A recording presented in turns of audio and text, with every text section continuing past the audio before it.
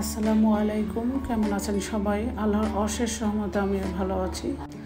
আজকে তৈরি করে দেখাবো শিলপাটায় বেটে এবং নাগামরিচ বাদাম দিয়ে মজাদার হাঁস বোনার একটি ইউনিক রেসিপি। আশা করি রেসিপিটি ভালো লাগবে।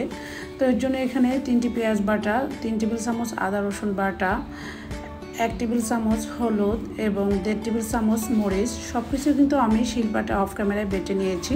সেগুলো দিয়ে দিচ্ছি একটি হাঁড়িতে। এরপর স্বাদ মতো লবণ, এখানে এলাচ এবং জিরা বেটে নিয়েছি 1 টেবিল চামচের মতো। এরপর সব মশলাগুলো আমি খুব ভালোভাবে মাখিয়ে নিচ্ছি। আজকের হাঁস বোনাটা আমার কাছে অনেক বেশি স্পেশাল এবং অনেক বেশি লোভনীয়, সেটাই আপনাদের সাথে শেয়ার করতে যাচ্ছি।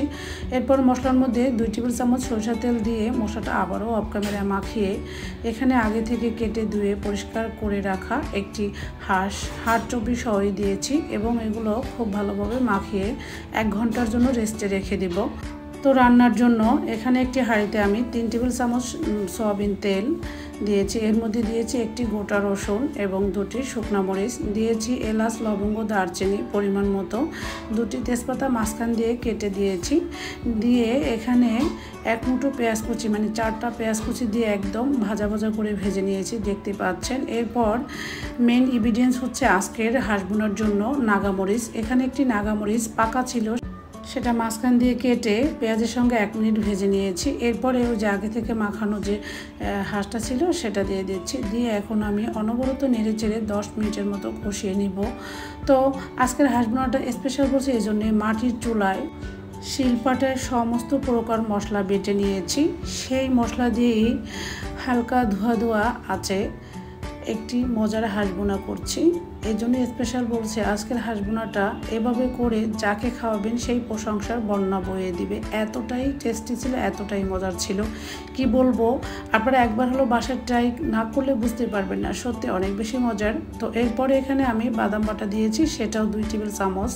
বাদাম বাটা দিয়ে চুলার আঁচ মিডিয়ামে রেখে 10 মিনিট কষিয়ে নিয়েছি। বাদাম বাটা যে কোনো সময় পাতিলের তলানিতে লেগে পুড়ে যেতে পারে, তাই অনবরত নাড়তে হবে। আর যেহেতু বাদামের একটি কাঁচা স্মেল আছে, সেজন্য বাদাম বাটাটা দেওয়ার পরে 10 থেকে 15 মিনিট খুব ভালোভাবে কষিয়ে নিতে হবে। তো আমি অফ ক্যামেরায় চুলার আঁচ মিডিয়ামে রেখে 10 থেকে 15 মিনিট খুব ভালোভাবে কষিয়ে নিয়েছি। তো যে কোনো মাংস যত বেশি কষাবেন তত বেশি টেস্টি হয়। তো রাতে রান্না করছি, তো রান্নার কালারটা ওইরকম সুন্দর দেখাচ্ছে না।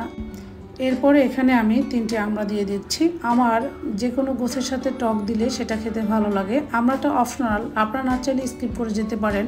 আমার কাছে গরু মাংস হাঁসের সাথে একটু আমড়া দিলে সেটা খেতে অনেক বেশি মজার হয়, তাই আমি 3 পিস আমড়া দিয়ে দিয়েছি।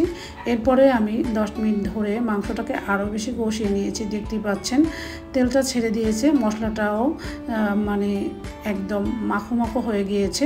তো যখন দেখবেন এইভাবে কষানো হয়ে গিয়েছে, ওই পর্যায়ে এখানে গরম পানি দিতে হবে। যে কোনো মাংস রান্নার সময় কষানোর পরে ঠান্ডা পানি দিলে ওই মাংসটা শক্ত হয়ে যায় এবং ওটা খেতে ভালো লাগে না, পানসে পানসে লাগে।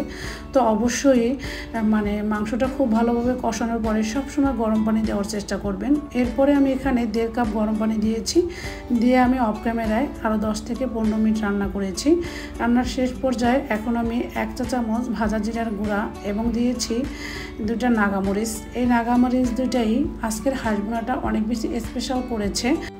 আশা করি আমার আজকের ভিডিও আপনাদের কাছে অনেক বেশি ভালো লেগেছে। আজকের মতো তাহলে বিদায় নিচ্ছি। আল্লাহ হাফেজ।